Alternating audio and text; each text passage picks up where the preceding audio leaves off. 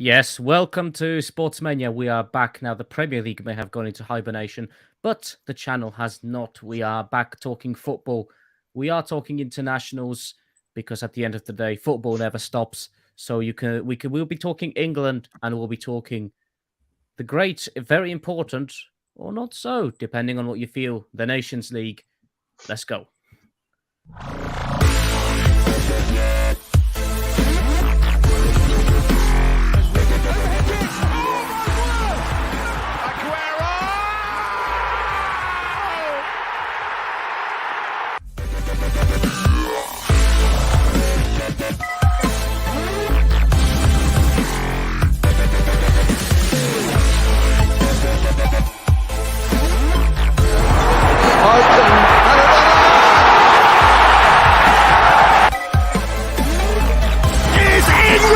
Priceless gem!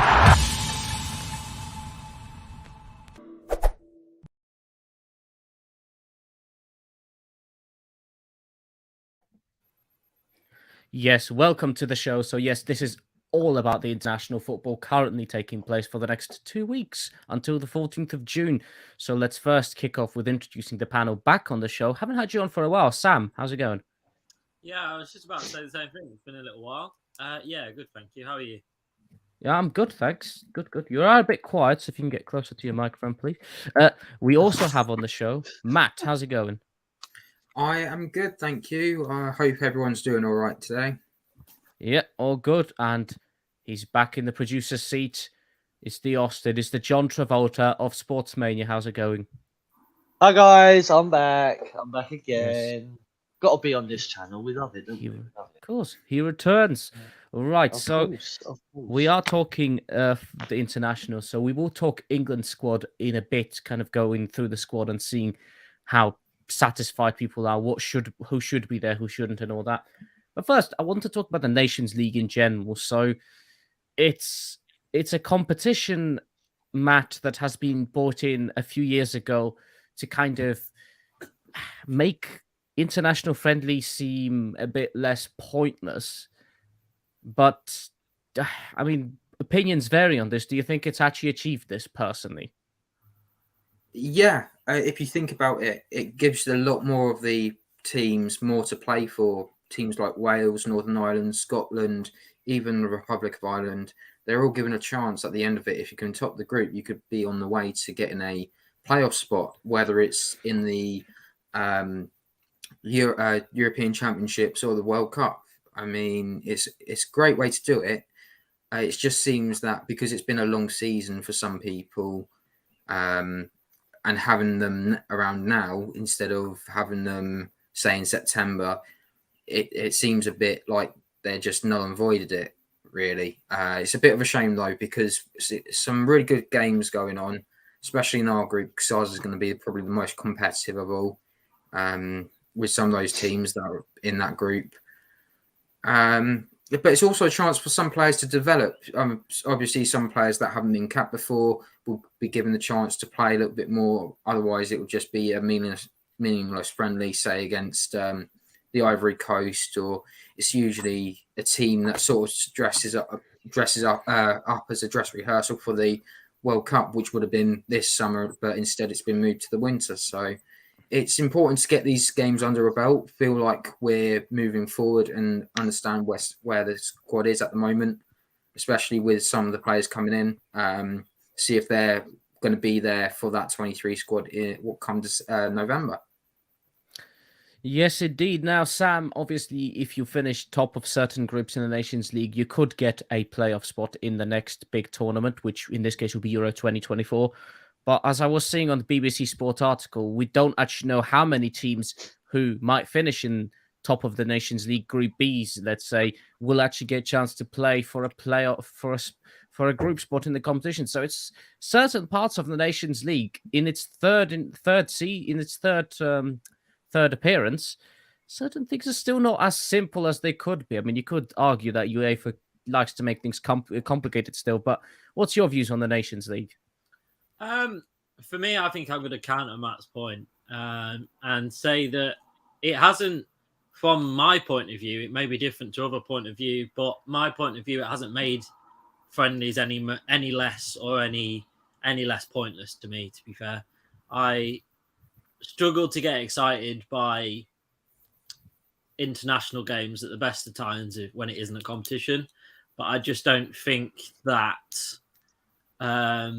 it's made it any more fun, to be honest. I think it's still it almost seems like it's never really advertised as a Nations League either. They've never seemed to have made like a massive deal out of it, for me anyway.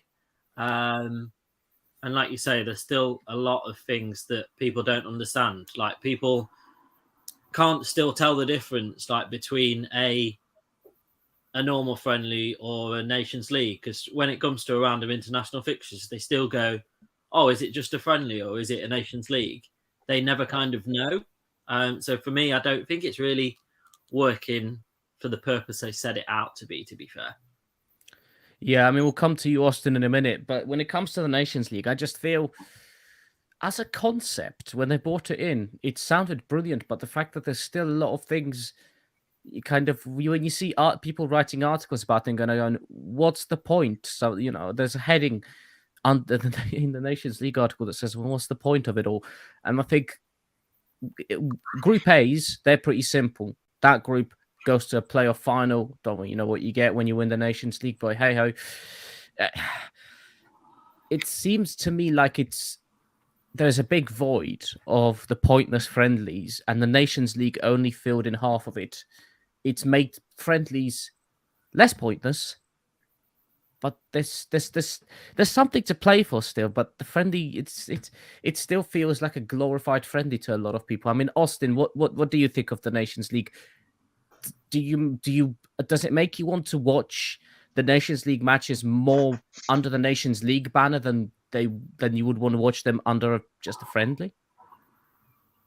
I feel that by them naming it Nations League, it's like what you said. It adds sort of like some sort of character to the tournament, if you get what I mean. If you called it a friendly, it's just like it's only a friendly. Like, whereas you call it Nations League, it sort of adds some sort of excitement to it because it's something to play for. Do you get what I mean? Like, I feel it's quite a good idea to have as well, especially as you've got the Nations League, and then you've got the World Cup starting in November, which is quite late, to be fair. I was quite shocked as to how late. I think that's so. We know why that's done, because I think you kind of you'll have players looking like KFC fried chicken if they play World Cup in June. Because I don't know when was the last World Cup? When did that kick off? That was in Russia, but that was 2018, and that was in Russia. So the weather there in the summer is that bad. So yeah, true. So it is interesting to see, and it does, like you said, it does make it sort of more entertaining in my eyes. So yeah, on to some comments. We have 2 comments. We have Lottie. She has said, Hey. "Evening, boys." Evening, Lottie. And my friend has come back. My very close friend, the girl that means a lot to me.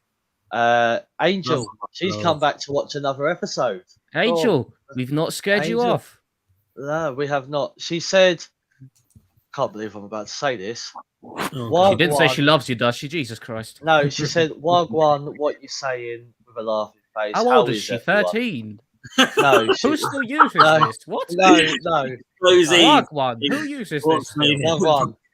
Wagwan. Unbelievable. So she said, no, she said, how is everyone? So yeah. Oh, well, we're all Angel, good, Angel. you know what I'm like, Angel. I'm all good. I think there's some dealings going on. I think Austin's paid her to come back on. I was gonna say, is she No. back on the subscription? Are you gonna, chuck her a few quid after the show? No, what it is because I'm on the show, she has to watch it. He said. Right. Me and her, honestly, we are like the closest, like friends, whatever you want to call it.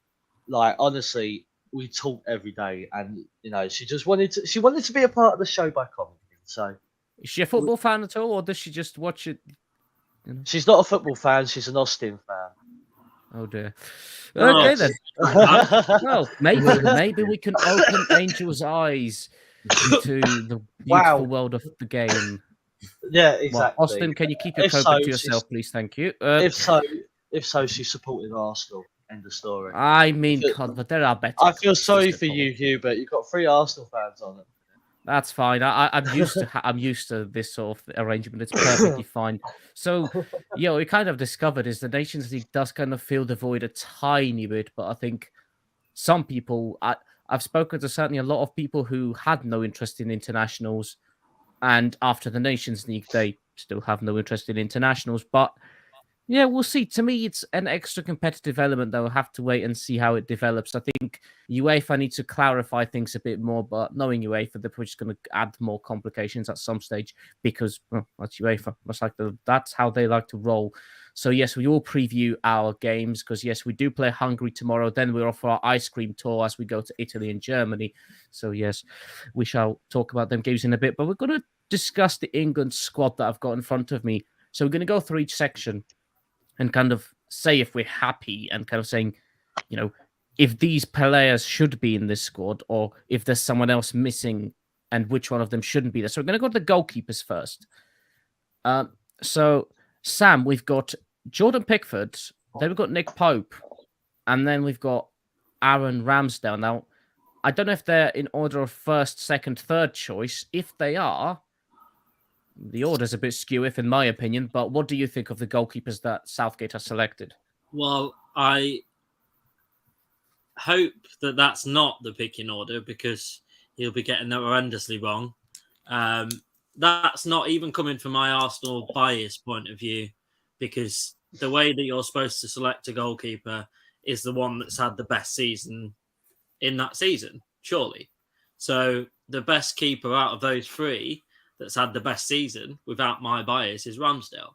So he's the first choice. But we know that's probably not the case, but that's an argument that we could have for days. But yeah, I don't think there's anyone missing because your only other kind of option would be Man United's second goalkeeper. His name eludes me. Dean Henderson. Yeah, but that's your only other option. But unfortunately, there's no chance he's getting a game. Also, he doesn't. Yeah, that's the problem. I think. So, you wouldn't. Is there out of these 3 keepers? Is there a keeper you would take out in place of someone else? No, that would. I was just discussing that they would be kind of only 3 options really, in terms of what goalkeepers you could take. I have to say, I'm not an Arsenal fan, but I personally.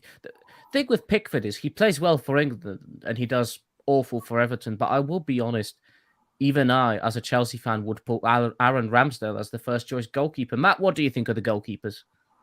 I think it's down to experience, which is why they picked them. Because Pickford, obviously, with his tournament experience, would be the number 1. He'll be the number 1 going into that tournament. Come November. On top of that, I don't know why. Hello, Georgina. Sorry, G. Hey. Hello, G. How's it going? Yeah, I don't like Nick Pope. I never have done. I don't understand why people like him. What's this thing with Nick Pope? Why do people not like him so much? Because you're not the first person to say this. I don't know if it's just because he's... I don't know if it's because of the way he plays for Burnley or he just seems to... It's just one of those people that you just don't like at all. I don't know what it is. I can't put my finger on it at all. I know if George was here, he would be saying that it would be because he plays for Burnley. If I had to pick another goalkeeper, I could probably pick Fraser Forster, who's played pretty well for Southampton in the last couple of weeks, but I think he's injured now. That is probably one of the problems at the moment, is that if you don't pick Dean Henderson, who else have you really got? And the problem is Dean Henderson doesn't get enough playing time to get match fitness. I think he's going to be looking for a move this summer. Well, so he should. I think he needs to be somebody who can get regular football. But yeah, the Nick Pope thing is always a debate I hear very regularly.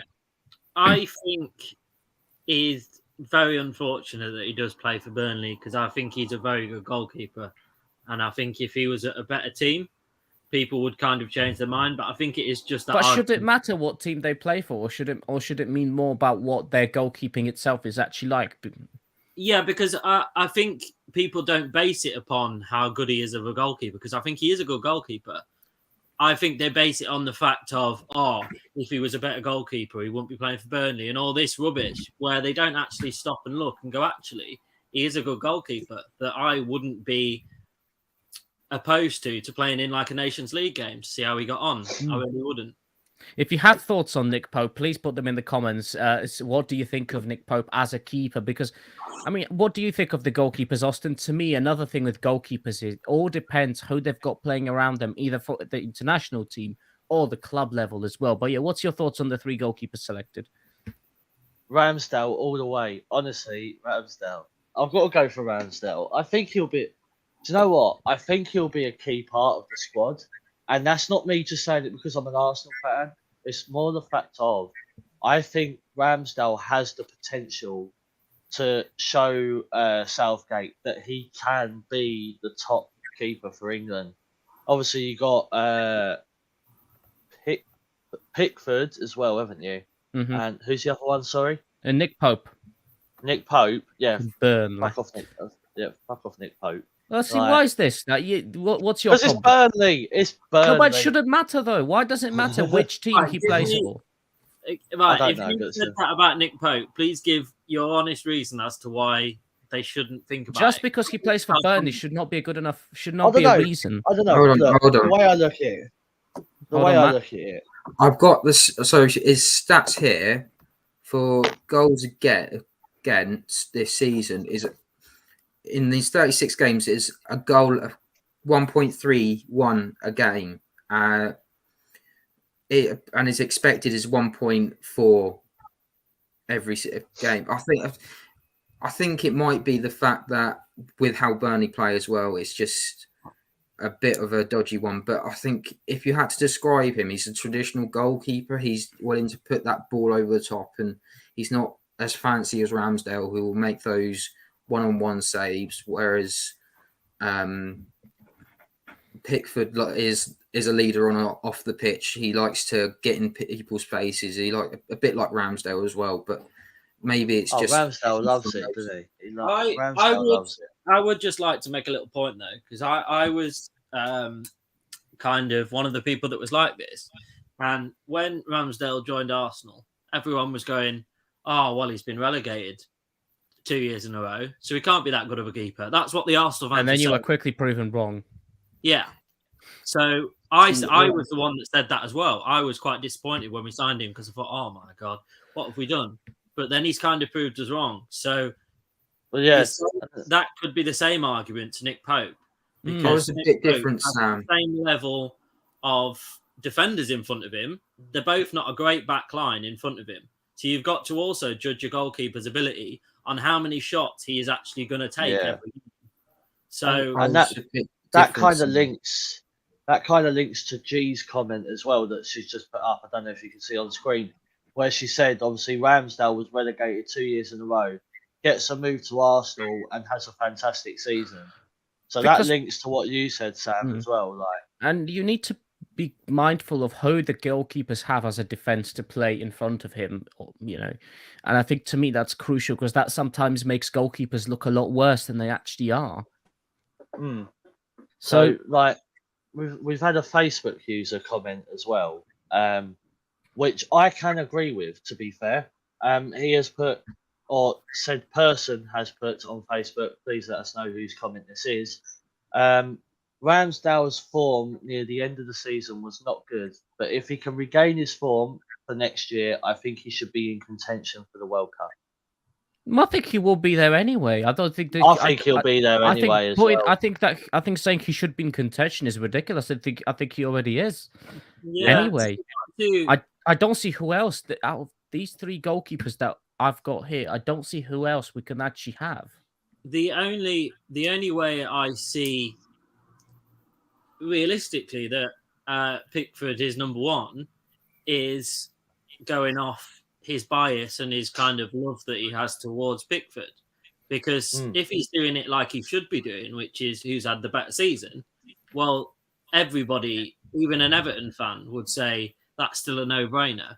Who's had the best season, Ramsdale or Pickford? So, but is that because Pickford had an awful Everton defense, or is it because Pickford's terrible? Plus, also, there is a big difference as to how Pickford plays for Everton, how he plays for England. Yeah, but the thing is, you can. But then my argument is, if you've had a terrible season or terrible seasons at Everton before, because he has made an awful lot of mistakes, should he then even be in contention to play for England? But the problem is we're not exactly spoilt for choice. Yeah, so he has to be in contention. We have to. The problem is the years before he hasn't had anyone to rival him. He has been just him and no one else. Whereas it's going to be very interesting now. He's actually got someone that is potentially his level of keeper, or in my eyes, better. It's going to be interesting to see which one he then goes with, because then you start to think, well, if he does pick Pickford, then it's going off his own views rather than the whole what he should be looking at. So, Austin, have we got any comments? Any more comments? We have, yes, one from Angel back again with another comment. Oh, you're super fan. My super fan. What She does she basically think? said that she has been forced to say that she's a Spurs supporter by her sister. Well, I do not Angel, agree. you poor thing. Please Yes. don't listen to her. Don't listen to your sister here. I'm not intending to cause a family riot here, but there are better teams out there. We're all here for you. This isn't Holly's sister, is it? Huh? This isn't Holly's sister, is it? Who's Holly? saying Who's this? Holly? Anyway, yeah. we move on to defenders now. Let's discuss defenders. So I'll read you who we've got in the whole defenders section. And again, tell me if you think these players should be there. And if not, who would you put in the place? The list is as follows. You've got Alexander-Arnold. You've got Connor Cody. You've got Mark Gahey. You've got Reece James. You've got James Justin, which is very interesting to me. You've got Harry Maguire, of course. Boom. You've got John Stones. You've got Tomori. You've got Kieran Trippier. You've got Kyle Walker. And you've got Ben White. So, Matt, let's start with you. What do you think of these defenders? Would you have picked them yourself, or is there anyone else you would have picked? I'm going to be brutally honest. I think we have a few issues at centre-back at the moment. Obviously, Harry Maguire hasn't had a great season with United. He's gone a bit missing, and he's been hit quite hard by fan abuse. People questioning about Connor Cody as well, whether or not he should be in the squad. You've got John Stones there, just there. You've got a few to be honest, you've got a few injury-prone players. One of them being Kieran Trippier, and the other one Kyle Walker. So it's almost like you want it's injury or us at the moment. But I can't think of centre-backs that can really, or players that I would have, unless they're coming through at the current moment, that I would pick ahead of them. At the top of my head, I can't think of any. Okay. Sam, what about you? I think a lot of them are kind of gimmies in the defence. I think they're ones that are going to be picked every time because they are who they are, which is fair enough. They each warrant the place. But I want to get your views. I want to put it out there. I've always said this, and I'm still thinking the same thing. Celtics captain. What am I on about? Rangers captain Tavernier. He is a player that for the life of me, don't have a clue as to why we never take to any cup competitions or any friendlies. Any friendlies, I'm sure he would put in an amazing performance, which would keep him. You know there. why it is, don't you? I was about to say, is it because of the league or is it because of? It's for the same reason that would no players from the championship get picked.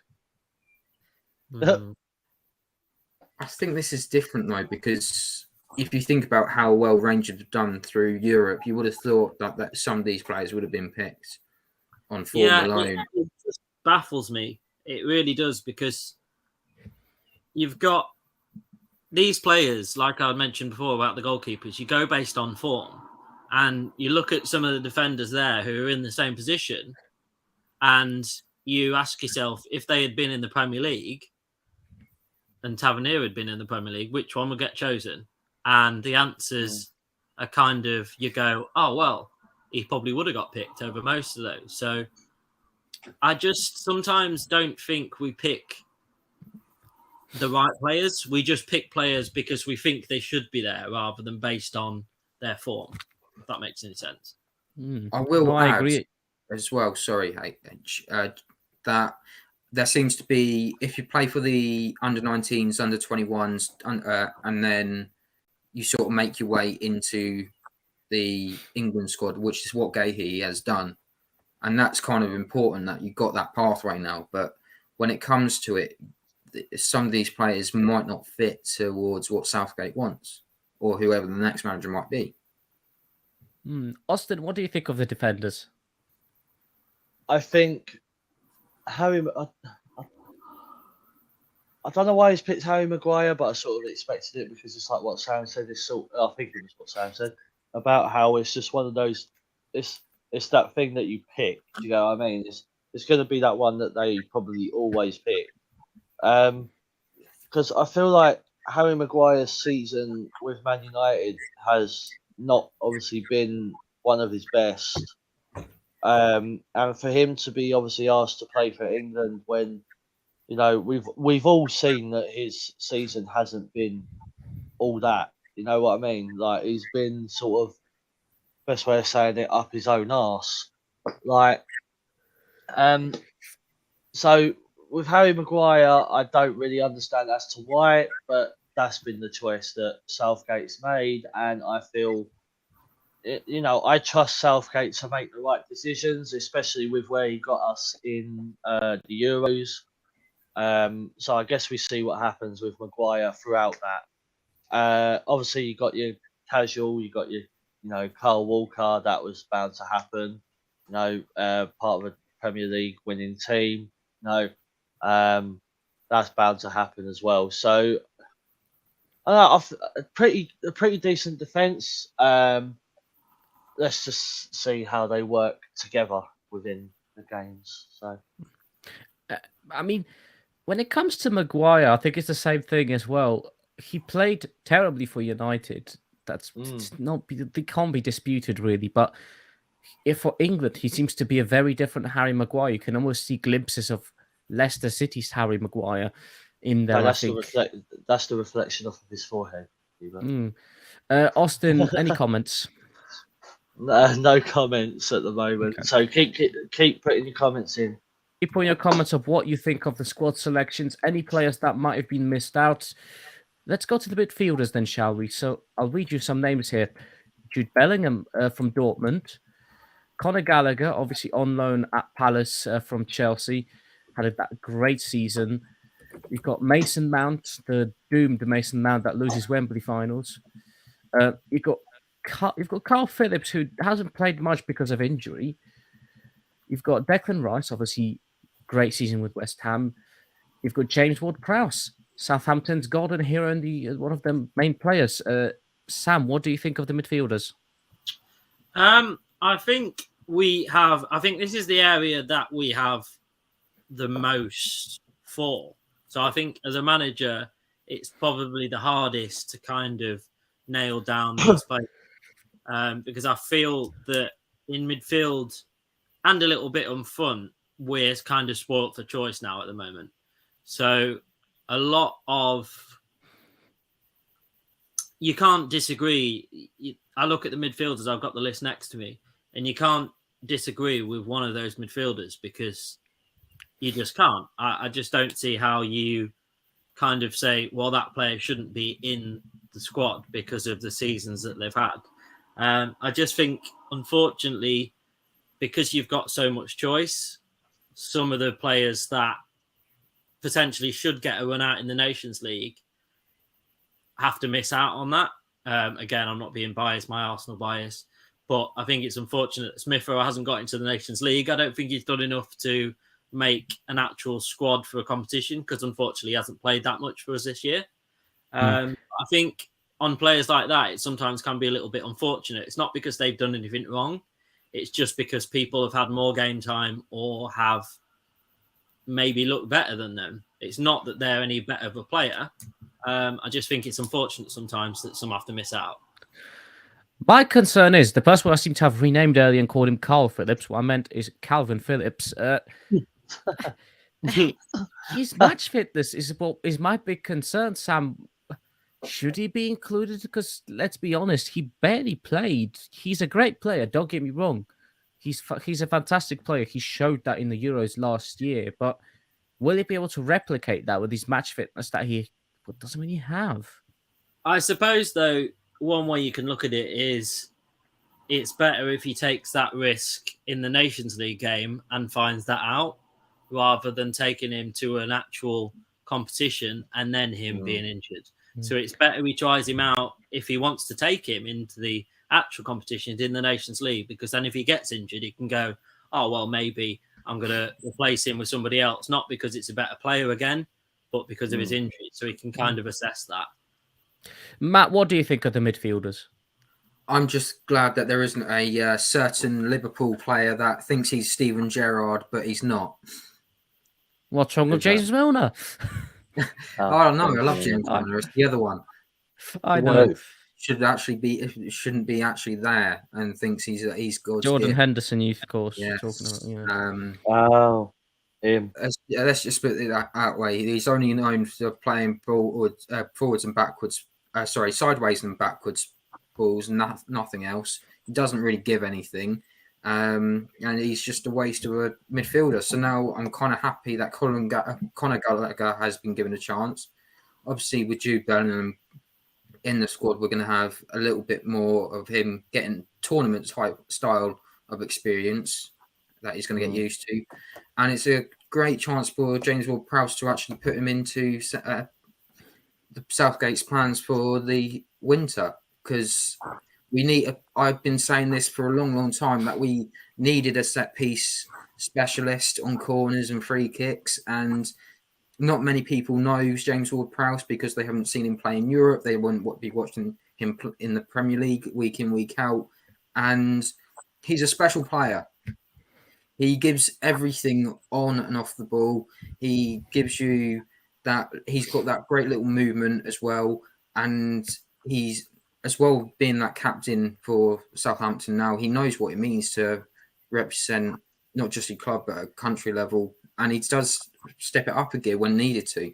So it's important to have players like him. And now you've got Declan Rice. Obviously, you have a bit of doubts with, as you've said, Carl, and then correct yourself to say Kevin Phillips. I do wonder who Carl Phillips is, but yeah. I'm trying to figure out who that is. It's probably a non-league player that has just realised that he's got an England call up. Yeah. Now. Sorry if we crushed your dreams. A bit of a shame, but yeah, I think that sort of having that normality. I don't know who Johnny is. We've got the Facebook user there. I think Johnny. I think he's the Johnny from Johnny Marshall from our previous shows. He says, I think Jordan Henderson's experience should not be underestimated, and then he said Johnny. I don't know that. I think he signed off basically because we don't know who it is otherwise. he was letting us know who the comment was. Yeah, which is good. On Because- Facebook, yeah. people best to do Oh, that. I was about to Yeah. say we could use Matt now as not call him Matt anymore and just have him as Show. Everyone's changing their names. Everyone's been Yeah. renamed on the show today. Yeah, literally, we've got Cole Phillips as well. Like, Mm. Yeah, but it's Tough getting. different when you have someone like Calvin Phillips and Declan Rice because they suit each other well. Mason Mount, hopefully he gets over his Wembley curse. That's all I say because the That would sooner be he does, ideal. Okay, Austin, what do you think of the midfielder choices? So the midfielder choices are the ones that obviously I feel have stayed pretty much the same, obviously except for Henderson, and now you got I think you said Gallagher. I feel going back on, I think I can't remember who said it, but where it obviously being the same sort of decisions. I feel that Southgate. You can disagree with me here if you want to. I don't mind. But I feel Southgate's made the decision not based on how the Premier League has been. I feel like he's based the decision on how he saw them perform in the Euros and how far we managed to get there and how close we was to actually winning the Euros. So I feel like that has played a majority of the part of him picking the team. Like, I don't know if you'll agree with me on that one, but that's what I think. But the midfielders, yeah, it's a good little lineup. It'll be interesting to see Carl. I sound like Boris Johnson when he's trying to speak now. Yeah. Gallagher. It'll be interesting to see how he performs. And it gives Gallagher a chance in the Nations League to see how he does perform. I think putting Gallagher in the midfield to me is no question. I think the season he's had, I mean, he'd never got into the England squad if he stayed at Chelsea. He probably would have been loaned to Anderlecht or something like that. He's had a good season at Palace, and fantastic season at Palace. It'd be good to see Palace go in for that permanent deal. It would be. I think Palace should do that. Any comments? No, Matt read out the last comment. Okay. Thank you, Matt. Let's look at this section. Just before we go on further, Austin, Luke Shaw, Jordan Henderson, Marcus Rashford, Tyrone Mings. Oh no, Mings is already in the squad. No, he isn't. No, he's not. Ben Chilwell, Sam Johnston, all were part of the 26 squad for last year summer's Euros. Oh, were they? Oh, so he's not going on the Euros, really, if you think about it. My mistake then. I do apologise. No, it could be a mixture. It could be a mixture of approaches. Yeah, I think that's the way he's looking at it. He's seen how the players have played. I think you're right. I think he's trying to keep some of that team together, but at the same time, he's trying to see who. He's trying to see the potential. He's trying to see the potential between different players. Yeah. I mean, as long as it doesn't play Gallagher and Mount together, because that just does not work. Right, we'll move on to forwards now. And this will be, I imagine this is going to cause more debate. So here we go. You've got, obviously, Tammy Abraham, who had a great season with Roma. But Jared Bowen, who, had been part of that amazing West Ham squad. You've got Phil Foden, who you can't really, argue there. You've got Jack Grealish, who I'd certainly argue. You've got, obviously, Harry Kane, who had up and down season, to say the least. And you've got Bukayo Saka, to me, fantastic youngster. You've got Raheem Sterling. What are your thoughts, Matt, on the forwards? I'm going to be brutally honest here, and I think that Bukayo Saka should have been on holiday by now. He has played virtually every game for Arsenal and England since the season started, and it's taken a huge toll on him. Like, mentally, he's had no real break, and it does take a toll on you, especially coming into this last couple of months now of this year, especially with the World Cup at the end. He needs to have a proper holiday, and I feel that it was better for him to go on holiday, get rested, get relaxed, be mentally ready for the next season, instead of jumping him in and saying, "Oh, by the way, you're going to have a smaller holiday." Then like you did last summer. It's frustrating to see. But again, who do you really bring in? Do you bring in a Calvert-Lewin? That would probably be more central. You've got Tammy Abraham, the other striker there. The others are all going to be playing on the wing, which would kind of make sense. Jared Bowen's inclusion, I'm happy for him because he's been playing so well all season, and it's a chance for him to see if he's ready to step up, and he's going to have a great experience, I'm sure of that, and he's going to make the most of it. Sam, what do you think? I think this is the one that we can kind of be excited about because the wealth of options that we have there. There's a couple that I didn't really think about before, but when you read it out, it kind of struck me. But then also, so those two were the two that have been included from City, that are Jack Grealish and Sterling. Sterling hasn't played much, so again, he's picking him, I think, based upon who he thinks he should pick, as well as Grealish, who has played but hasn't played very well at all. So who would you put in their place, though? Yeah, but that was my next point, because I also went on to then think, who would I then replace them with? And no one kind of jumped out at me. So I think he's put them there because there isn't many other options. I mean, Grealish, to me, I don't get the hype about Grealish. I've said this before. I think he's very much overrated, and certainly the £100 million price tag is ridiculous for him. And also for England, I just don't think he's done much in general, even in the Euros. Austin, what do you think of the forwards? Sorry, can you read the list again? My mistake. Yes, hold on a second. I'll get it back up here. You've got Tammy Abraham, you've got Jared Bowen, you've got Phil Foden, Jack Grealish, Harry Kane, Bukayo Saka, Raheem Sterling, and that's your squad. Okay. I think if I remember correctly, I heard that Phil Foden weren't going to be playing against Hungary tomorrow. I don't know if I heard that there was there was something I saw. I don't know if that was an official confirmation or not. Yeah, I don't know. I did hear about that though. Well, in general, what do you think of the choices? The choices, yes, interesting choices. Obviously, I'm gonna say out the bat, I don't like the Harry Kane choice because I just don't like Harry Kane. But you know, well, no, but hang on though, you can't. Let's be honest. The only reason why I'm going to say I like it is because of the fact of it's England.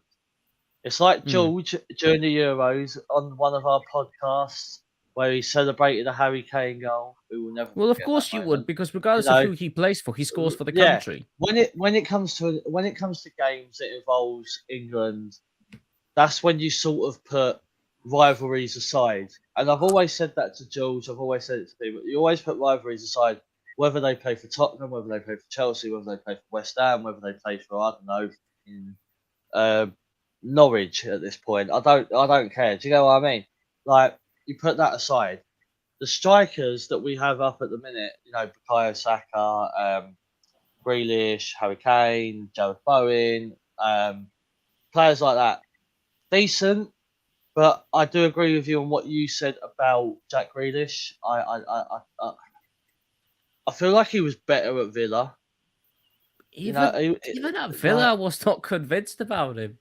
No, but still, even at Villa, he was better at Villa. He was better, but it's because he carried Villa. At Villa than he was at City. It was Aston Grealish, pretty much. Yeah. Just to let you guys know, Sam unfortunately has to leave us. No, that's fine. That's not a problem. Thank you, Sam, for coming. So thank you, Sam, for being on the show. Sam, just quickly, how many games out of the 3 will England win the Nations League? Give me a number. So they're playing Italy, Hungary, and Germany, not in that order. 3. 2. Okay. Oh. Which ones are they? Hungary, Germany. Okay, Sam. Cheers for coming, my friend. We'll see you on another show. Sam. Thank you. Cheers, Sam. So, Austin. So yeah. Anyway, on to what I was saying. And then there was 3. So yeah, no. It's an interesting lineup of strikers. We'll see how they'll work. We'll see how they work together, and then we'll go from there. On to another comment from a Facebook user. I don't know who this is, so please place your name under this one. I was with George for that Kane celebration. Oh, Well, it could have been Jack or Shax, Luke, potentially. Yeah. Yes, one of them. No. So Either way, that please was an identify amazing. yourself at some point. Yeah, please identify yourself. Don't worry, we're not the police. You can identify yourself. Yes, we're not gonna cuss you out for it, even if you're an Yeah, Arsenal fan we're not going to spray supporting you with. Harry Kane. We're not going to spray you with pepper. Pepper spray. Right. So let's then move on to. We've discussed the Hungary approach with the behind closed doors. So on the previous show, so we're not going to go into too much detail. We're going to go to some bit of a predictions here. So Matt, the game against Hungary tomorrow. I mean, there will be concerns. It's behind closed doors with 30,000 fans. But what do you think is going to happen? Do you think England could easy win for England there? I think it's going to be a different game than what people are expecting. People probably be thinking it's a cakewalk, expecting a 3-0. I'm going to be a bit more realistic. I reckon Hungary, they've got some good young talent at the moment, including Szoboszlai. It's a bit hit and miss at the moment. So I'm going to say 2-1 England. Austin, what do you think? So this is for England-Hungary, correct?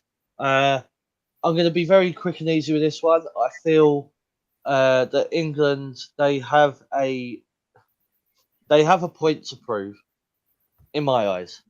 Okay, so from what happened in the Euros of the controversial England versus Italy game to now, I feel England have got that mindset of basically, let's fucking do this, if you get what I mean. They want to give the fans something to look forward to. And I feel maybe Hungary could be a bit of an easy win, but I'm not going to jinx it with that. So I'm going to say, I'm going to agree with what Matt said. I'm going to go 2-1 England. I'm going to have to agree with you boys on this. I do think... I think England would win, but I don't think it's going to be an easy game in Hungary, especially with, sadly, what the Hungarian fans are like at the moment. The problems that we've had during the qualifiers themselves, I think it's going to be a bit of an issue. I mean, I wouldn't want the game to be marred by racism or any other type of abusive behavior towards the players, but I've got a bad feeling that might happen. But I think 2-1 win to England is a fairly accurate prediction. If you want to put your predictions in the comments, feel free to do so as well. Ooh, we do have one. Luke. So it was Luke who was with George in the celebration. So Luke has said 3-0 England. So he's being very confident. Confident. Yeah, he's being very confident that we will not concede against Hungary. I do like the confidence, but from what I've learned in the past couple of months... I'd be very surprised if Hungary do not score, I'll be honest. From what I've learned in the past couple of months, I am no longer guaranteeing anything in my life. Oh, what a surprise. I guarantee that I will not guarantee anything in my life. Yes, I think that's probably best, my friend, because... yes. Yeah. I made a fool of myself. All right, I'll say this. I'll say this. Oh dear. I'm not going to guarantee it, but we will win against Hungary. That's not a guarantee, but I feel we will win. Right. Okay. So yes. Other than that, no other comments at the moment. Okay. Let's move on to the other games. Matt, what do you think of the Italy game? Tea. As in the Italy-Germany game, or as Italy? England-Italy, sorry. England-Italy. All right, okay. Now I've just got to double check where it's going to be held. Match day 2. No, it's loading. This one it's in Germany, which makes this one an interesting one. Very, very interesting one. See, this is one of the reasons why I like the Nations League. It's a lot more interesting because if you have to play some of these teams, like in the Euros, like in the summer, or in the World Cup later on, then it makes it more interesting. You know where you are, where you're going to be in a couple of months. Germany are going to want revenge for what happened in the Euros, especially when it was at Wembley. So I'd expect Germany to be ready, prepared, and if I had to put a prediction on it, I reckon Germany would win it 1-0. Germany. Okay, Austin, what do you think of the Germany So, game? wait, we're talking about England here. Yeah, Well, England, Yeah, England, Germany, yes. Germany. Right, England, Germany. Yeah, my mistake. Sorry. I got confused between Italy and then Germany, and I was like, oh, hang on. Right. So yeah, no, I agree. I absolutely agree with what Matt said. Because obviously, especially during the Euros, there was a lot of controversy about how people were saying that England only got into the final because most of our games were at Wembley Stadium. Which I think they were, if I'm correct. The majority yes, of our but I games don't- were I at don't- Wembley Stadium, weren't they? So people were saying, I heard people say that we had. So obviously, I know a couple of Italians, I know a couple of Germans, I know many people, and they've all gone and said that they feel that England had that advantage where they were always able to sort of nearly play at their home ground. But like you said, Matt, Germany are going to want to hit us with revenge towards what happened in the Euros. But either way, I still feel that England could have that potential to basically not run over Germany, but still beat them, but by a tight margin. So for that one, I'm going to predict 2-1 to England again on that one because I feel like it is going to be a very close margin. Onto a comment prediction. I'm assuming Luke has gone. I think this is Luke, but he's gone and put this Facebook user has put 2-1 England. Will be up for them. So and then Johnny has put. I predict a 1-1 draw. I have to say, I think a draw would be quite likely for this game, and I think Johnny's on the right lines here. I think it'll be a 1-1 draw. It's in Germany. I think Germany, yes, after what happened in the Euros, they'll be fired up. But I think Germany don't need that sort of thing to be fired up for a game against England. To be brutally honest, I think they will be fired up anyway. These games always are charged, so I think it will be 1-1. And that's probably the best result England's going to get in Germany, I'm afraid. If we win, I'll be very surprised. I'll be happy, but I'll be very surprised. I'll be honest, I will be surprised about that one. Right, let's move on to the next game, which is the last game, which is England against Italy. Matt, what do you think? With Italy, it's going to be. I think it's going to be a huge, intense game. So I think this one's going to go down to refereeing decisions. We saw that quite easily. Italy could have had 2 men sent off in the final, Chiellini and Jorginho. So as long as the refereeing is not going to be one of those silly ones where they give out ridiculous cards 1 minute and then someone stamps on someone else and gives a nothing, I'll be happy with that. But with everything going on, I think this game we have to play behind closed doors, if I'm mistaken. Oh, okay. That's interesting. I didn't know that.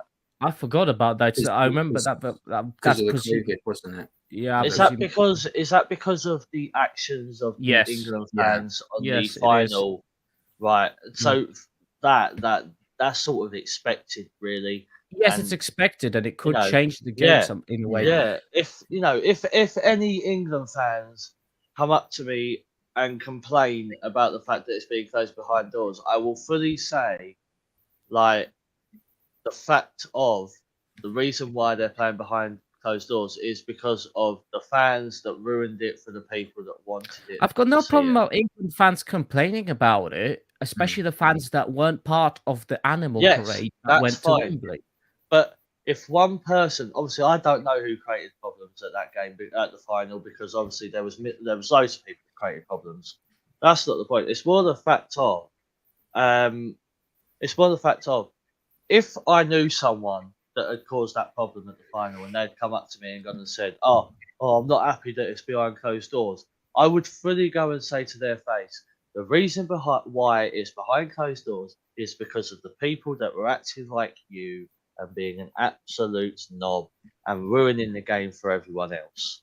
Do you kind of worry though that this is now two quite close together instances where UEFA have been, they've been the sort of hosts, and they've turned around and gone, well, it's not our problem, but now they've turned around and apologised for what happened last Saturday. Yeah, but UEFA's apology, Yes, they have. it's like Southern Trades apologising. It's all lies.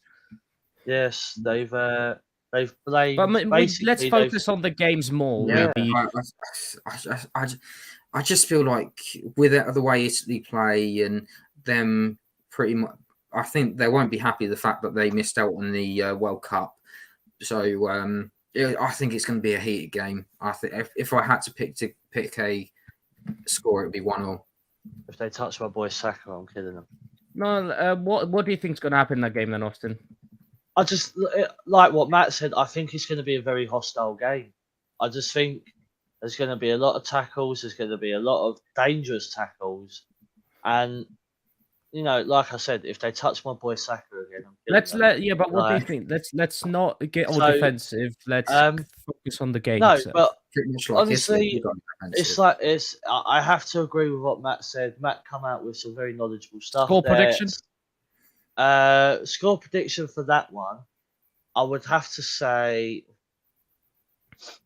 3-2 England. I feel England still have it in them. I feel England will want revenge for what happened at the Euros finals. So yeah, I feel, and like you said, it's going to be different without the fans, but it will be exactly like what it was like during lockdown, really, won't it? So, oh yeah. Now, my theory about this game is actually Italy have not been the Italy that we had at the Euros. I'm gonna go for 2-0 to England. Oh, I like you, Hubert. Yeah. To me, Italy. Don't get me wrong. I think there'll be certain elements. There'll be hostility in that game. I wouldn't be surprised if there was be certain elements of that. But I do also think Italy are not the same as they were before. In the Euros, and even then, you kind of wonder in that game what could have been. So I'm going to say 2-0 win to England there. Now we're going to move on to the last game, which is on the 14th of June, and that is England against Hungary. So obviously, it all depends probably what happens in Hungary tomorrow. So predictions will probably depend on that. But Matt, what do you think? I thought we covered Hungary already. Yeah, we did the game in Hungary, but not the game in England. Oh, right, yeah. Oh, okay. So that's only next week. That's in 2 weeks. It's also happening in this block of fixtures. Yeah. That's really weird to be playing 4 international games. It is a bit odd. In a row. I've not seen this before. Oh, it's like more than you. I didn't realise that. Sorry, I'm getting distracted. And that will be the game that we do get fans back as well. Yes. So I think that game, being in a different stadium, Connor Cody will be at home. So I just think it'll be quite a different excuse to what it was in Hungary and go to a 2-0 England. Austin? I'm just going to be quick and easy on this one. Where it's going to be in England, I think it's just going to be a sufficient win for England. So I'm going to actually go for a 3-0 win to England. I'm going to go with you on this, actually. I think with fans, as long as they don't act like animals and, with Connor Cody being at home and in general, I think we could do quite well. So I'm going to go 3-0 to England there as well. One more quick prediction, but first I'll ask, is there some predictions in the comments? Yes, there is. So Luke said revenge time against Italy. So 100% agree. He also said that England will win 1-0 against Italy. Yeah, that's fair enough. Is that it for predictions? And he was just confirming that it was Luke that said 2-1 to England. And he said 5-0. 5-0 England for our game against Hungary. It's possible. Quick prediction then. Sunday, Wales take on Ukraine in the World Cup playoff to join the group with England. Now, Matt, who are you going for there? Who's This is the- qualifying? Who's going through? Because this is an interesting one. This is the problem, isn't it? Is that if we go with Ukraine, it's I know I remember someone mentioning it that it's almost like a peace summit for instead of a group game. Whereas if you go with Wales, it's just I don't want Wales to. Ideally, I don't. I'll just go with Ukraine because I can't. I'd like to see Gareth Gale. Yeah, see. Now you're doing it. Yeah, everyone's getting a new name. I just want to see the Welsh people cry about it. Plus, Gareth Bale's probably tired after doing the Ryder Cup with Europe anyway. Yeah. So you're going Ukraine, Austin. Who are you going for? So with this one, obviously, Who's qualifying? It's quite a difficult one, really, because with obviously what's going on out in Ukraine, I don't want to sound like an absolute arsehole. And obviously, this is the thing, though. It's separation between because a lot of people would say I've been to Ukraine win the Wales. Eurovision. And the thing is, I've been to Wales, and Wales is a lovely place, and there's lovely people in Wales. I don't mind Wales, I mean, Wales But is then if lovely. I say Wales, I'm then an arsehole for not supporting Ukraine. But Not if I say really. You're just a Ukraine, football fan. if I say Ukraine, I'm an arsehole towards the country. I don't think you're an arsehole either way, to be thing. honest, mate. Scotland did put up a good fight against Ukraine, though. Even I'll tell you what, I they didn't did. watch the game, but it was that 2-0 scoreline. Yeah. I don't know. To me, it didn't reflect Scotland. I always thought, and I still think to this day, that teams just want to casually go easy on Ukraine because of what's happening. But if I was to say it, it's sympathy, just like what you said about Eurovision. It's like There's two very different competitions, but yeah. But you see my point. Pity points, pity things, And obviously, I my heart is completely with what's going on out in Ukraine, But if I had to choose as to who would win, do you know what? I'm going to go for it. I'm going to say Ukraine because I feel Ukraine have got something to. They've got something to show. They want to show it. They want to fight. Players as well. It's not like they've got good fight. Yeah. They've got Jan Malenko. They've got Zinchenko. Yes. They've got. They're not relying on the same old people anymore. They've got some good players. So on to some comments, just real quick.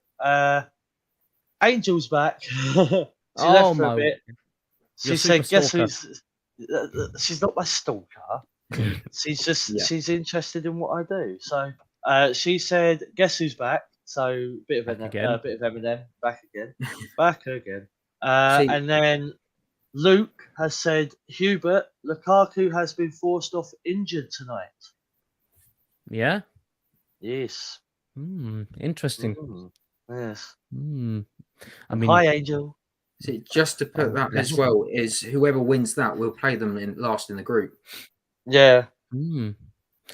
So I'm gonna put my neck on the line here. I'm going Ukraine. I'll tell you for why. Yeah, it's not because of the sympathy, but the Ukraine football team, they what's going on in their country right now is for them a traumatic experience. They want something. They want to bring some happiness to the Ukrainians. They want to bring some passion in there. And I think, we've all seen how sport can unite people sometimes. And I think what people need these days is that. So I'm going full out there. Ukraine will qualify against Wales and be in the group with England. And USA and Iran in the same group. How's that going to be interesting, eh? We are going to thrash USA. I mean, USA and Iran's going to be an interesting fixture. Dread to think we'll be on. I swear to God, if I hear the chant "fight and win" or barbecue, I am literally going to scream. Can you imagine VAR crew? Can you imagine the VAR crew for USA Iran? Can you imagine? Oh, God.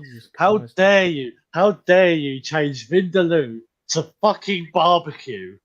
I mean, it's not that difficult. You can put any word into that melody. Still, I don't go around shouting KFC just because I like a KFC. Like, a lot of football fans do, mate. It's not difficult, mate. You know what I mean? Trust me, mate. I've been to the darts. As long as you can put any words to any melody, you'll be fine. Honestly, they'll start walking around going, "Where's Walmart?" No, we don't have Walmart here. Not as bad as the Chelsea. Let's just say certain Chelsea fans saying where certain Vegetables can Celery be should stuck. go. Yeah, well, yeah. Let's be honest. Right. Well, there we go. That's our international show. We will do more of these, but we'll be back soon on Sportsmania with some news shows and some debate shows and a few other bits and bobs coming up. So keep an ear out and keep your eyes peeled. So thank you very much for watching. Please make sure to subscribe to the channel, hit that like button, click the bell to receive notifications, join in the comments when the shows happen, follow us everywhere because that's where we pretty much are, at Official S-Mania on the Twitter machine. We've got Facebook, we've got Instagram, we've got TikTok, we've got a Discord server too, where we've got a Facebook group, and we're even on WhatsApp. So everywhere you can pretty much find us. Matt, where can people find you on Twitter? My @ is MattLR28. And Mr. Austin, let's have your intriguing Twitter name. Mr. Austin Triple L Sullivan. Yeah. All right. My Twitter name is @Sullivan Austin, SULLIVAN AUSTIN. I swear I get faster every week. Well, you'll get. I mean, you might as well. Yes, yeah. Or you can find me on TikTok as well. Self promotion at Austin Sullivan 64. Nice. Why the 64? Do you know what? When I was back in school, 64 used to be my favourite number, so I always just used to put 64. Okay. And also because of the child's program, 64 Zoo Lane as well. So that was also my favourite show. Sure. So yeah, no. You can also find me on @Subsonics UK as well. What were you going to say, Austin? Just some last minute comments before we leave. Angel has put, "Are you sure, Austin?" with a laughing face. Can't remember what that would link to, but I'm being stupid. I think it was maybe your prediction about Ukraine because you did not seem certain. Oh, I don't know. And then Abdi put celery. Oh no! Then he That's a put bad time to yeah. Then he put 64 Zoo Lane. Yes, Austin. 64 Zoo Lane. It's a classic. Up the gaff. It's like Balamori, absolute classic. Oh God, Balamori. Absolute classic. Or Brum.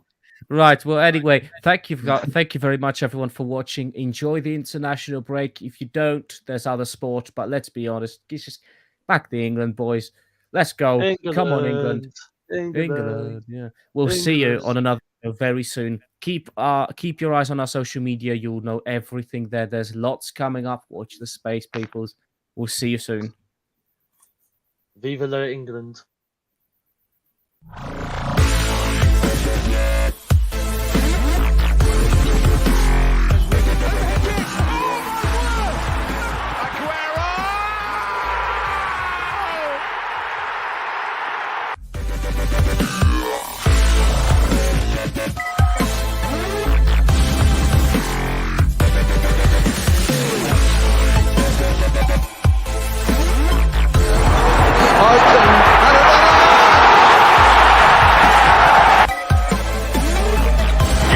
England's priceless gem!